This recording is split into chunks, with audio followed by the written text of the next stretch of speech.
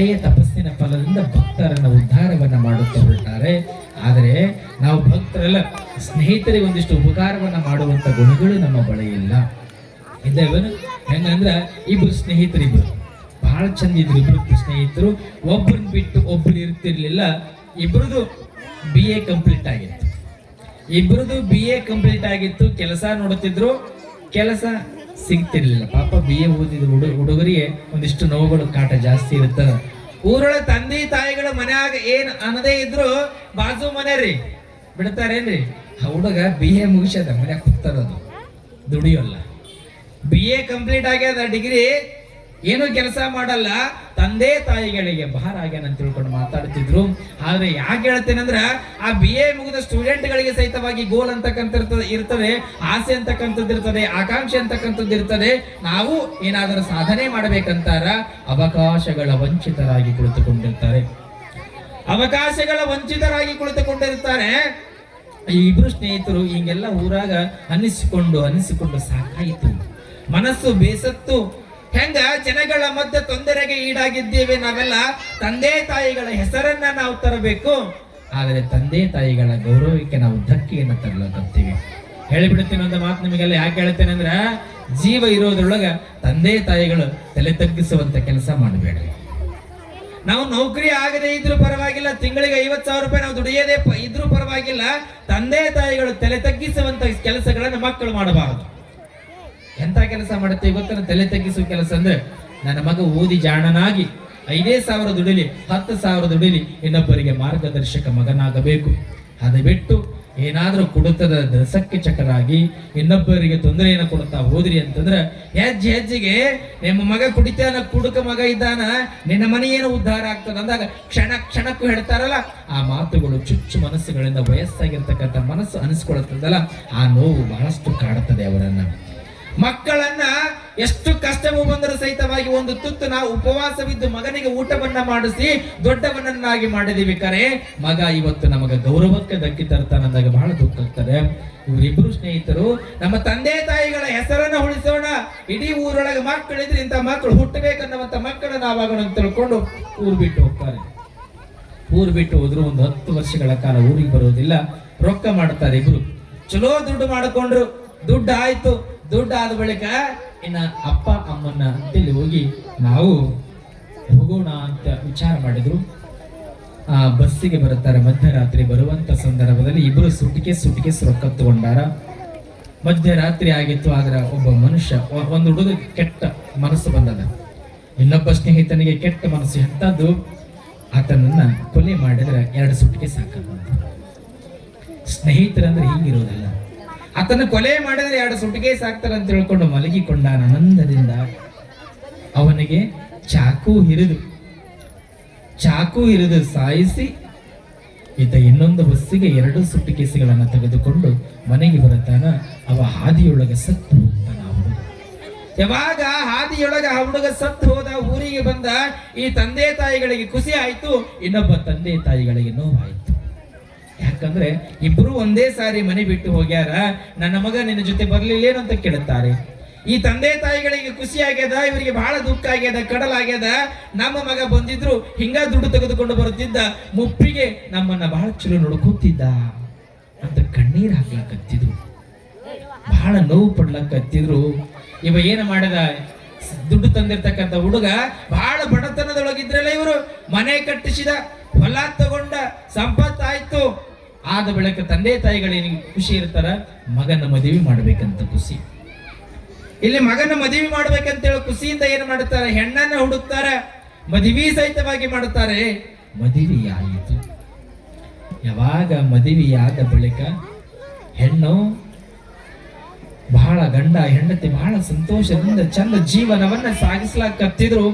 ಶಿವನ ಕೃಪೆಯಿಂದ, ಗುರುವಿನ ಅಣತೆಯಿಂದ ವರಸ ತುಂಬೋದ್ರೊಳಗ 2 ಮಕ್ಕಳಾಕ್ಕವೆ. ವರಸ ತುಂಬೋದ್ರೊಳಗೆ 2 ಮಕ್ಕಳಾಯ್ತು. ಒಂದು 6 ವರ್ಷಗಳ ಕಾಲ ಬಹಳ ಚಂದ ಬದುಕಿದ್ರು. ಮಗ 6 ವರ್ಷ ಆದ ಬಳಿಕ ಒಂದು 8 ಎಕರೆ ಹೊಲ ತಗೊಂಡಿರ್ತಾನೆ.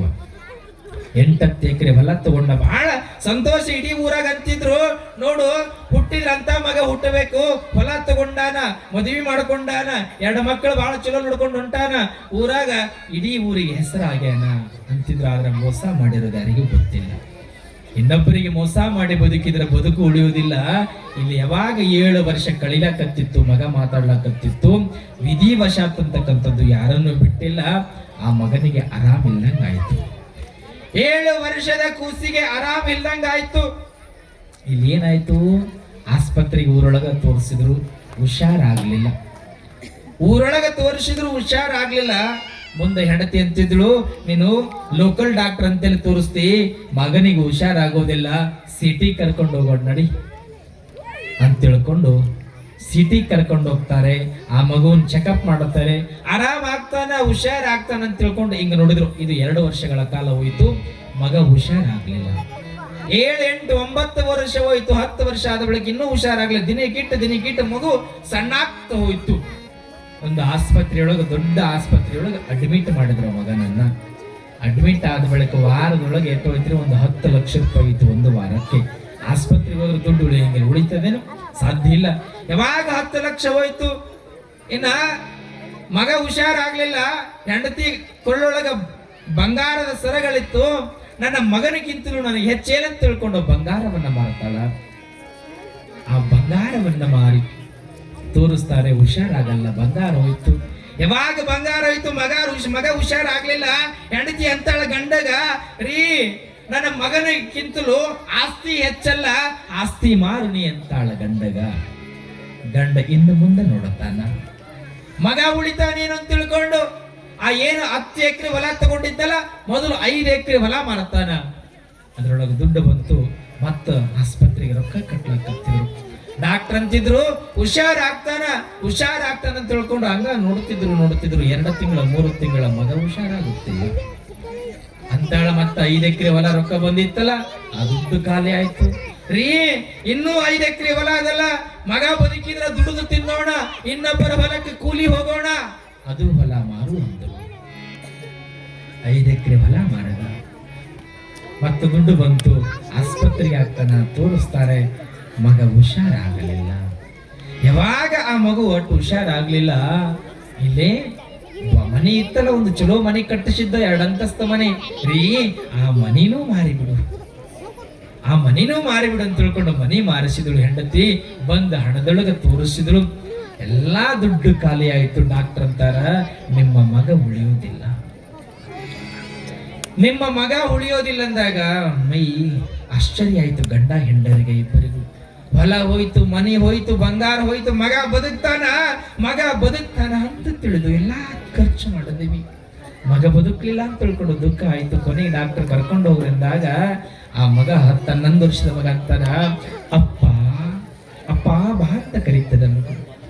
ಅಪ್ಪ, ನನಗಾಗಿ ಎಷ್ಟು ಪ್ರೀತಿಯಿಂದ ಹೊಲವನ್ನ ಮಾರಿದಿ, ಇದ್ದ ಅಂತಸ್ತು, ರೊಕ್ಕ, ರೂಪಾಯಿ ಎಲ್ಲಾ ಕಳ್ಕೊಂಡಿ. ನನ್ನಪ್ಪ ಎಷ್ಟು ಪ್ರೇಮ ಮಾಡ್ಲಕತ್ತೀಯಲ್ಲ, ಎಷ್ಟು ಪ್ರೀತಿಯಿಂದ ನನ್ನ ಕಳ್ಲಕತ್ತೀಯಲ್ಲಪ್ಪ. ಇನ್ನು ಕೊನೆಯ ಕ್ಷಣ ಒಂದು ಮಾತು ಹೇಳಿಬಿಡ್ತೀನಿ ಬಾ ನನ್ನಪ್ಪ ಅಂತ ತಿಳ್ಕೊಂಡು ಕರೆದ. ಪಕ್ಕದಲ್ಲಿ ಬಂದ ತಂದೆ ತಾಯಿಗಳು, ಅಪ್ಪ ನಿನಗೆ ನೆನಪದ, ನಿನಗ ನೆನಪ ಅದ ಏನು? ಅಪ್ಪ, ನಾನು ನೀನು ಅಂದು ಬಸ್ಸಿನಲ್ಲಿ ಬರುವಂತ ಸ್ನೇಹಿತರಲ್ಲಿ ನನಗ ಚಾಕು ಹಿಡಿದು ಚುಚ್ಚಲಿಲ್ಲಪ್ಪ, ಅದೇ ನಾನು ಸ್ನೇಹಿತ. ನಿನ್ನ ಹೊಟ್ಟೆಯೊಳಗೆ ಹುಟ್ಟಿ ಬಂದೀನಿ, ಅಂತಸ್ತೆಲ್ಲ ಮಾರಿಸ್ತೀನಿ. ಅದಕ್ಕ ನಿನಗ ಸಣ್ಣ ಮಗು ಇದ್ದಾಗ ನನಗೆ ಎಷ್ಟು ಕಷ್ಟ ಪಡ್ಲಕತ್ತಿ, 25 ವರ್ಷದ ಮಗನಾಗಿ ನನ್ನ ತಂದೆ ತಾಯಿಗಳು ಕಳ್ಕೊಂಡಾರ, ದುಃಖ ಪಡ್ಲಕತ್ತಾರಲ್ಲ, ಅವ್ರಿಗೆ ಎಷ್ಟು ನೋವಾಗಿರ್ಲಿಕ್ಕಿಲ್ಲಪ್ಪ ಅಪ್ಪ ಅಂತ ಹೇಳಿದಾಗ ತಪ್ಪು ಮಾಡದೆ ತಾನೇ.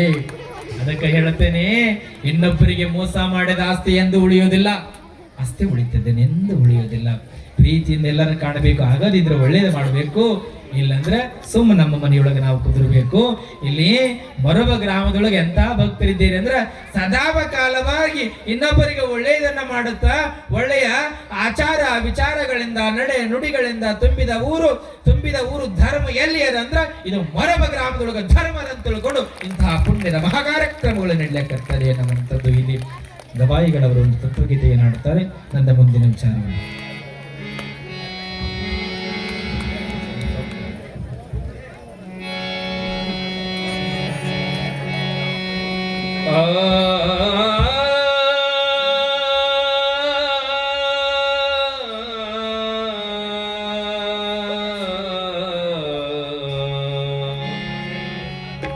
ಜಗವೊಂದು ಧರ್ಮಶಾಲೆ